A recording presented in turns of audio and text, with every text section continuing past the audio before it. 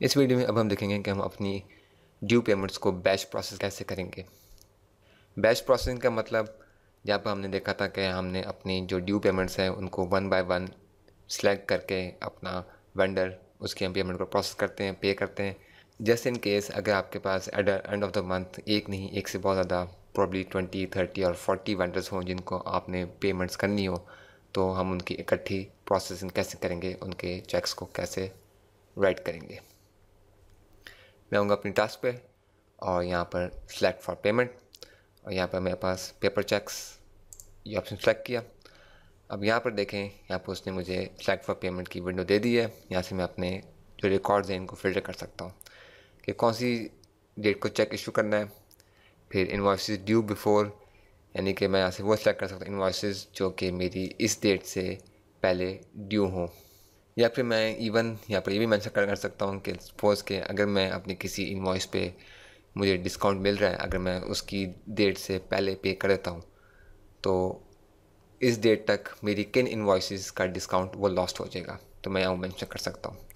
मैं यहाँ पर नीचे आऊँ तो इंक्लूड इन्वॉइसेस, साइन इन्वॉइसेस या ओनली इन्वॉइसेस, जो कि यहाँ पर अगर मैं मेंशन करूँ इतने डेज पास्ट ड्यू डेट, यानी कि मेरी ड्यू डेट से इतने डेज ऊपर हो चुकी हैं, वो इन्वॉइसेस दिखाओ।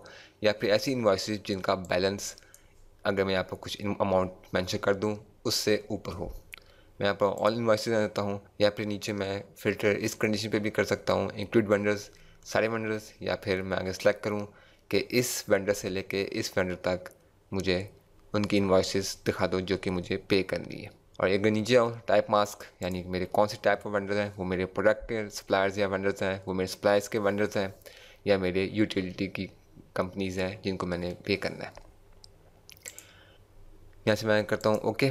अब देखें इसने यहाँ पर मुझे दो दिखा दी हैं इन्वॉइसेस, इन्वॉइस डेट और ड्यू डेट। और अगर आपको याद हो, अगर आप शुरू से यहाँ पर वीडियोस देखते आ रहे हैं, तो एक तो हमने पेमेंट करनी थी टेक्सी डिस्ट्रीब्यूटर की, जहाँ से हमने कोका कोला की बॉटल्स मंगवाई थी, और दूसरी हमने ग्लोबल टेलीकॉम कंपनी जिसका हमें चेक मिला था, वो यहाँ पर इन्वॉइस नंबर जो कि हमने यहाँ पर डमी इन्वॉइसेस एंट्री की थी, और प्लस वो कितना बैलेंस है, और यहाँ पर आके चेक मार्क्स हैं, पे। अब मैं चाहूँ चूँकि ये बैच प्रोसेसिंग हो रही है, अगर मेरे पास बहुत ज़्यादा वेंडर्स हों तो मैं चाहूँ किसी को चेक कर दूँ या अनचेक, किसी को अनचेक कर दूँगा तो उसकी पेमेंट प्रोसेस नहीं होगी, जिसको चेक कर दूँगा उसकी पेमेंट भी प्रोसेस कर देगा।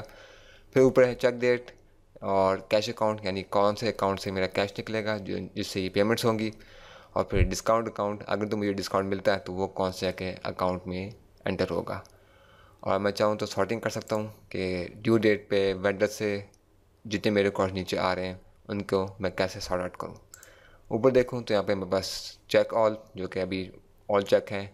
ऐसे करूँ अनचेक तो सारे अनचेक हो जाएंगे, सबको करूँ चेक तो ये सारे ये चेक कर देंगे, यानी इनको आप प्रोसेस कर दें। अब मैं चाहूँ किसी की डिटेल देखना तो मुझे जाके चेक में ही देखना पड़ेगा, मैं यहाँ से देख सकता हूँ। यहाँ से मैं ओपन करूँ तो देखें उसने मुझे सारा दिया हुआ है कि ये आइटम मंगवाया था, ये आइटम कोड था, ये जेल अकाउंट था, ये यूनिट प्राइस थी, ये अमाउंट था। मैं क्लोज़ करता हूँ और यहाँ से अब हम देख लेते हैं कि सपोज़ कि मैंने ये दोनों ही पेमेंट प्रोसेस करनी है। मैं आऊँगा प्रिंट, यहाँ से मैं इसका प्रिंट रिव्यू लेता हूँ।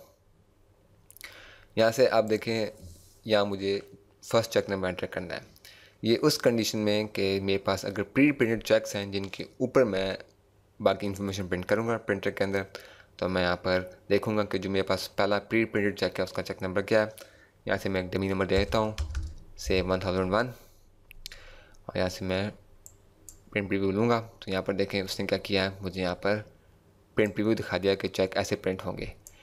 अब चूँकि ये तो वो इन्फॉर्मेशन दिखा रहा है जो कि जाके प्रिंटर प्रिंट करेगा पेपर के ऊपर। अब इसके नीचे पेपर वो होगा जो कि मेरा प्री प्रिंटेड चेक है। प्री प्रिंट चेक्स मैं जैसे मैंने पहले मेंशन किया था वो ऑलरेडी प्रिंटेड चेक्स होते हैं, उस पर कंपनी का नाम और सारी डिज़ाइन कलर्स वगैरह ऑलरेडी होते हैं, बस आपको प्रिंटर में डालना होता है। और बाकी इन्फॉर्मेशन जैसे अगर मैं इसको जूम इन करता हूँ, ऊपर डिस्ट्रीब्यूटर का नाम, फिर चेक नंबर, चेक डेट, उसकी अमाउंट, वो सब कुछ ये सब उसको प्रिंट करता है। तो वहाँ से आप कट करके चेक अपने वेंडर को या डिस्ट्रीब्यूटर को या सप्लायर को भेज देते हैं। यहाँ से मैं चाहूँ तो प्रिंट करूँ, मैं प्रिंट करूँगा तो यहाँ पर जो मेरा डिफ़ॉल्ट प्रिंटर होगा उसमें ये चेक्स प्रिंट कर देगा। और यहाँ पर मुझसे पूछेगा did the checks print properly. अगर तो मेरे चेक्स प्रॉपर्ली प्रिंट हो गए हैं, ठीक है, मैं ऐसा कर दूँगा यस। अगर तो उनमें कोई मिस्टेक आ गई है तो मैं करूँगा नो, तो ये दोबारा से मेरा प्रोसेस चलाएगा, दोबारा से मेरी चेक्स प्रिंट कर देगा। मैं कहता हूँ यस, मेरे चेक्स प्रॉपर्ली प्रिंट हो गए। और इस तरह हम करते हैं अपने पेमेंट्स को बैच प्रोसेस।